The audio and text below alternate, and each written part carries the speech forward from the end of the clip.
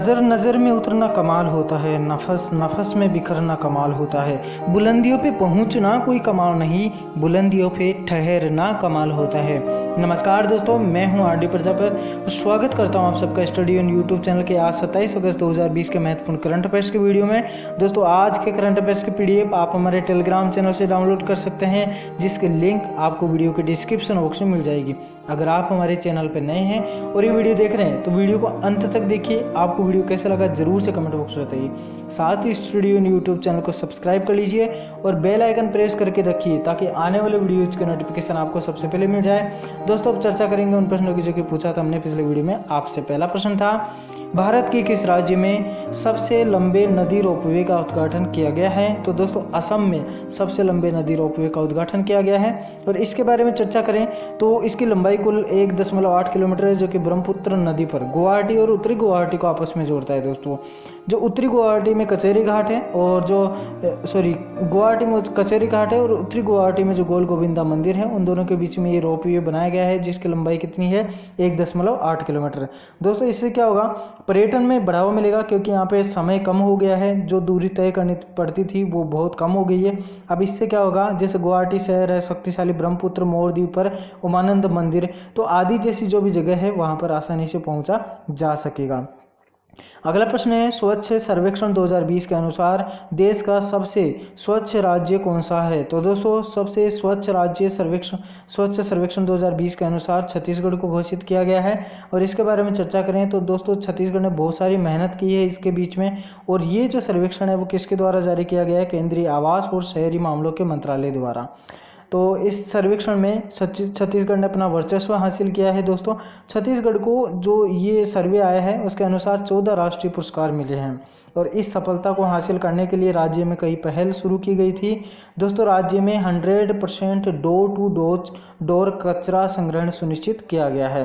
और इसी के आधार पर जो है छत्तीसगढ़ को स्वच्छ सर्वेक्षण 2020 के अनुसार उनको फर्स्ट स्थान प्राप्त हुआ है। दोस्तों, अब रिवीजन करेंगे पिछले वीडियो के जो प्रश्न थे उनका। और पहला प्रश्न है, गिग ए अपॉर्चुनिटीज़ पहल किस बैंक के द्वारा शुरू की गई है? तो गिग ए अपॉर्चुनिटीज़ पहल जो है वो एक्सिस बैंक के द्वारा शुरू की गई है। और इसके बारे में चर्चा हमने पिछले वीडियो में कर ली थी, तो आप पिछले वीडियो देख सकते हैं, या फिर आने वाले वीडियोज में जो है हम एक रिवीजन कर लेते हैं। और अगला प्रश्न है, ट्राइब्स इंडिया शोरूम का उद्घाटन कहाँ पर किया गया है? तो मुंबई में ट्राइब्स इंडिया शोरूम का उद्घाटन किया गया है। और अगला प्रश्न है, हाल ही में किस देश ने गोफेन 9 नामक पृथ्वी अवलोकन उपग्रह का सफलतापूर्वक लॉन्च किया है? तो दोस्तों, चीन ने गोफेन 9 नामक पृथ्वी अवलोकन उपग्रह का सफलतापूर्वक लॉन्च कर दिया है। अगला प्रश्न है, हाल ही में डैश के ऑलराउंडर कैमरन वाइट ने क्रिकेट से संन्यास का ऐलान किया है? तो दोस्तों, ये ऑस्ट्रेलिया के प्लेयर हैं और उन्होंने हाल ही में जो है क्रिकेट के सभी जो वर्ग हैं उनसे जो है संन्यास का ऐलान कर दिया है। और अगला प्रश्न है, हाल ही में किसके द्वारा हरित पथ नामक मोबाइल ऐप लॉन्च किया गया है? तो हरित पथ नामक जो मोबाइल एप्लीकेशन है वो नितिन गडकरी के द्वारा लॉन्च किया गया है। और अगला प्रश्न है, हाल ही में किस देश की गोल्फर सोफिया पोपोव ने महिला ब्रिटिश ओपन 2020 खिताब जीता है? तो दोस्तों, ये जर्मनी की जो है गोल्फर है और उनको महिला ब्रिटिश ओपन 2020 का खिताब मिला है।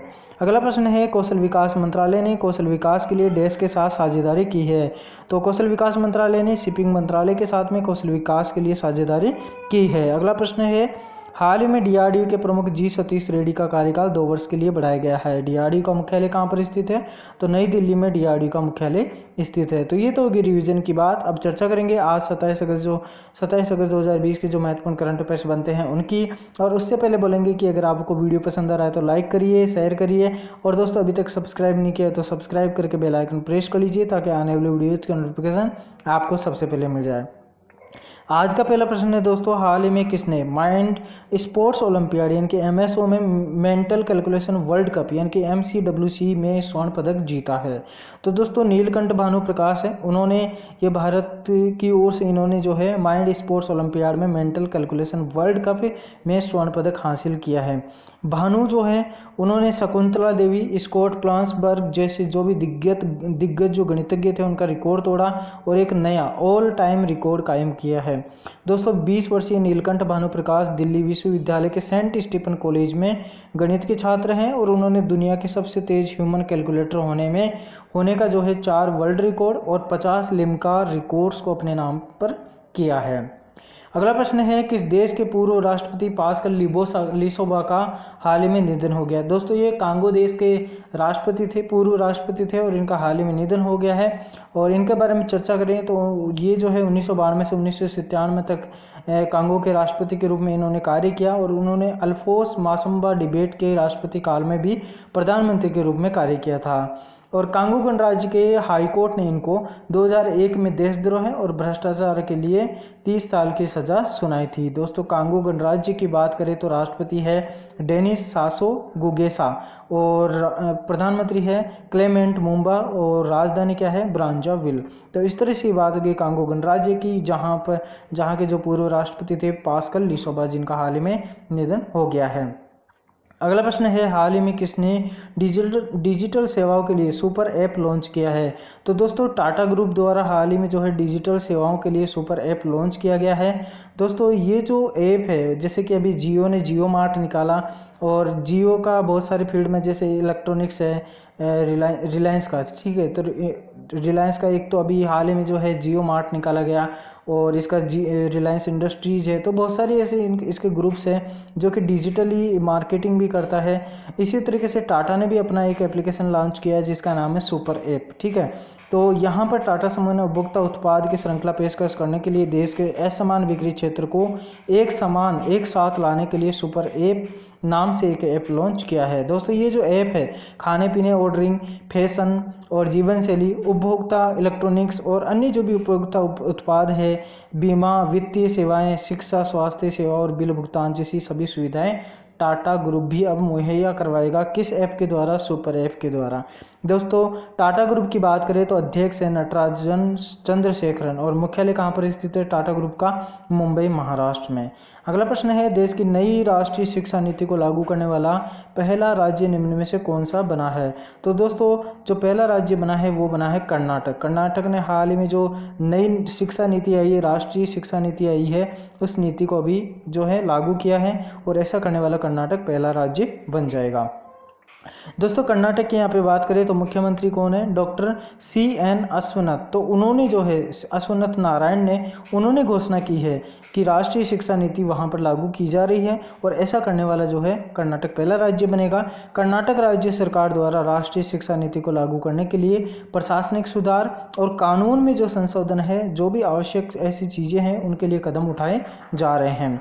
दोस्तों उप मुख्यमंत्री ने यह भी बताया है कि राष्ट्रीय शिक्षा नीति की जो घोषणाएं और विशेषताएं हैं उनके लिए कार्यक्रम हो रहा है 5 दिवसीय, और उसी के आधार पर उसी के चलते उन्होंने जो है इस बात की घोषणा की है कि वहाँ पर जो है राष्ट्रीय शिक्षा नीति लागू की जाएगी। और अगला दोस्तों यहाँ पर कर्नाटक की बात हो रही है तो कर्नाटक के बारे में आप जानते हैं राजधानी क्या है? बेंगलुरु। और कर्नाटक के राज्यपाल कौन है? वजुभाई वाला। और जो कर्नाटक के मुख्यमंत्री वो है BS येदियुरप्पा। अगला प्रश्न है, सतपाल सत्ती को किस राज्य के वित्त आयोग का अध्यक्ष नियुक्त किया गया है? तो सतपाल सत्ती को हिमाचल प्रदेश का वित्त आयोग का अध्यक्ष नियुक्त किया गया है। दोस्तों इनके बारे में चर्चा करें तो हिमाचल प्रदेश सरकार ने राज्य के पूर्व भाजपा प्रमुख सतपाल सिंह सत्ती को छठे वित्त आयोग का अध्यक्ष नियुक्त किया है और आयोग पंचायतों और नगर पालिकाओं की वित्तीय स्थिति और उनके लिए जो भी संशोधन है के स्थानांतरण की समीक्षा करेगा। आयोग का कार्यकाल अधिसूचना जारी करने की तारीख से तय होता है और ये अपनी रिपोर्ट 31 दिसंबर 2021 तक उपलब्ध कराएगा। तो दोस्तों इस तरह से जो है हिमाचल प्रदेश में जो पूर्व भाजपा प्रमुख थे सतपाल सिंह सत्ती, उनको छठे वित्त आयोग का अध्यक्ष नियुक्त किया गया है। और हिमाचल प्रदेश की बात करें दोस्तों तो हिमाचल प्रदेश की राजधानी क्या है? शिमला। और हिमाचल प्रदेश के राज्यपाल कौन है? बंडारू दत्तात्रेय। और मुख्यमंत्री है जयराम ठाकुर। अगला प्रश्न है, भारत की किस नवरत्न कंपनी ने स्वच्छता ही सेवा पुरस्कार जीता है? तो NLC इंडिया लिमिटेड कंपनी है, उसने स्वच्छता ही सेवा पुरस्कार जीता है। दोस्तों इसके बारे में चर्चा करें तो भारत सरकार ने नवरत्न NLC इंडिया लिमिटेड ने स्वच्छता ही सेवा कार्यक्रम के कार्यान्वयन में अत्यंत मूल्यवान योगदान के लिए पुरस्कार प्राप्त किया है। और स्वच्छता ही सेवा कार्यक्रम प्रधानमंत्री नरेंद्र मोदी द्वारा सितंबर 2019 में शुरू किए गए स्वच्छ भारत मिशन की एक पहल है। दोस्तों जो NLCIL जो है यानी कि Neyveli lignite corporation India limited जो है के CMD राकेश कुमार, उन्होंने ये बताया कि NLCIL के प्रयासों को पूरी नेवेली यानी कि तमिलनाडु का क्षेत्र है जहां पर इसका हेडक्वार्टर है NLCIL का, तो उसको प्लास्टिक मुक्त, स्वच्छ और हरे भरे परिसर में बदलने और स्वच्छता ही सेवा 2019 पुरस्कार की घोषणा करने का प्रयास किया गया था। अगला प्रश्न है, किस राज्य में NRI एकीकृत पोर्टल लॉन्च किया गया है? तो NRI एकीकृत पोर्टल कहां पर लॉन्च किया गया है? उत्तर प्रदेश में। तो उत्तर प्रदेश में मुख्यमंत्री योगी आदित्यनाथ ने इस बात की घोषणा की है। NRI एकीकृत पोर्टल उन्होंने लॉन्च किया है। ये जो पोर्टल है ये न केवल राज्य के निवेश में मदद करेगा बल्कि उन लोगों के लिए भी एक अवसर प्रदान करेगा जो कि विदेश जाना चाहते हैं। और ये जो पोर्टल है वो विदेशी भारतीयों और NRI को भी स्थानीय प्रशासन या फिर राज्य सरकार के साथ उनकी जो भी समस्याएं हैं उनका हल निकालने में मदद करेगा। ठीक है, तो इस तरह से ये एप्लीकेशन यहाँ पर एकीकृत पोर्टल यहाँ पर लॉन्च किया गया है। अगला प्रश्न है, दिल्ली कैपिटल का नया बॉलिंग कोच किसे नियुक्त किया गया है या बनाया गया है? तो रयान हैरिस को दिल्ली कैपिटल का नया बॉलिंग कोच नियुक्त किया गया है और ये रयान हैरिस है। इनके बारे में चर्चा करें तो दिल्ली कैपिटल ने पूर्व ऑस्ट्रेलियाई तेज गेंदबाज हैं ये रयान हैरिस और उनको अपना नया बॉलिंग कोच घोषित किया है। वह IPL के आगामी सत्र के लिए UAE में दिल्ली कैपिटल में शामिल होंगे। रयान हैरिस के नाम पर 113 टेस्ट विकेट, 44 एकदिवसीय विकेट और 4 T20 इंटरनेशनल विकेट हैं। दोस्तों दिल्ली कैपिटल के कोचिंग स्टाफ में रिकी पॉन्टिंग, मोहम्मद कैफ आदि शामिल हैं। तो दोस्तों अब चर्चा करेंगे आपके लिए जो प्रश्न है उसकी। पहला प्रश्न है, हाल ही में DRDO के प्रमुख G सतीश रेड्डी का कार्यकाल 2 वर्ष के लिए बढ़ाया गया है। तो यहाँ पे DRDO का मुख्यालय कहाँ पर स्थित है यह आपको बताना है। अगला प्रश्न है, हाल ही में देश के ऑलराउंडर कैमरन वाइट ने क्रिकेट से संन्यास का ऐलान किया है। तो इन दोनों प्रश्नों का जवाब आपको कमेंट बॉक्स में देना है और पूरी डिटेल के साथ में देना है। तो ये तो चर्चा हो गई आज के जो महत्वपूर्ण करंट अफेयर्स थे उनकी। आपको ये सेशन कैसा लगा जरूर से कमेंट बॉक्स में बताना। और दोस्तों अगर आपको वीडियो पसंद आए तो लाइक ज़रूर करना और साथ ही आपकी जो भी राय है कमेंट बॉक्स में लिखना ज़रूर। अगर आपने स्टडी यूट्यूब चैनल को अभी तक भी सब्सक्राइब नहीं किया है तो सब्सक्राइब कर लीजिए, बेल आइकन प्रेस कर लीजिए ताकि आने वाले वीडियो की नोटिफिकेशन आपको सबसे पहले मिल जाए। ठीक है दोस्तों, इसी के साथ हम विदाई लेते हैं। Thank you so much. जय हिंद, जय भारत।